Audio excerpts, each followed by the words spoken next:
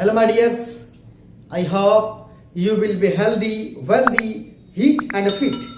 Today I am going to discuss about the phimosis.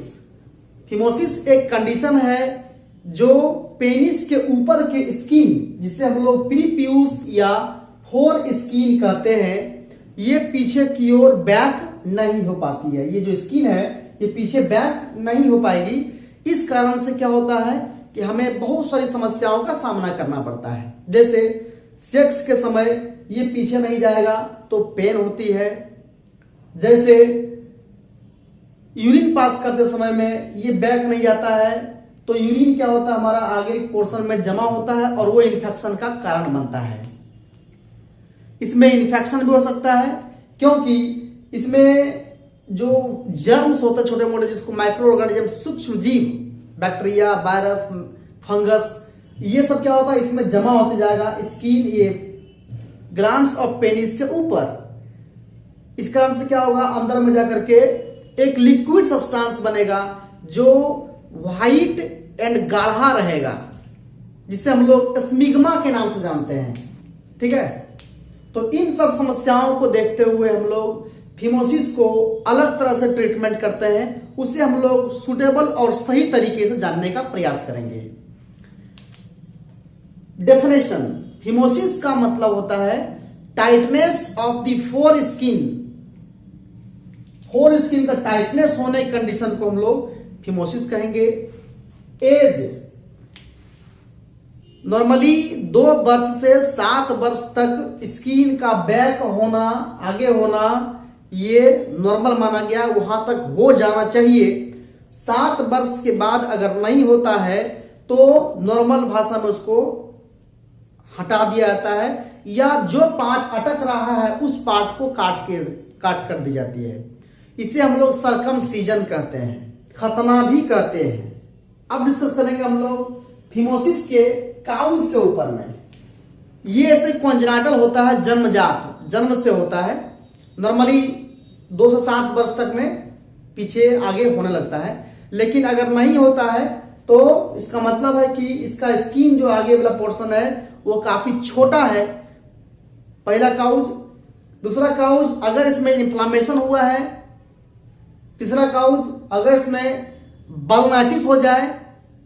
बालोनाइटिस क्या होता है, बालोनाइटिस इसका मतलब होता है ग्लैंड्स ऑफ पेनिस और फोर स्किन का इन्फ्लामेशन, सूजन होना, इसको बालोनाइटिस कहते हैं।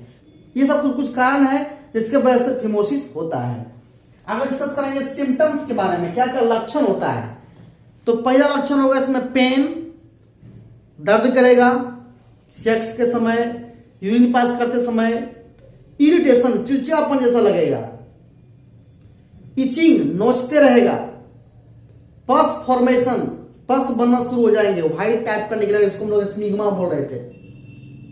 रेडनेस, लाल हो जाएंगे, स्वेलिंग, सूजन पकड़ लगेगा, इसको हम लोग बालोनाइटिस कहते हैं। डायग्नोसिस में हम लोग फिजिकल एक्टिविटी को देखेंगे कि प्रीप्यूस कितना बैक आ पा रहा है, कितना नहीं। इसमें कोई ब्लड टेस्ट वगैरह कराने की कोई जरूरत नहीं है, डायग्नोसिस में इतना ही है।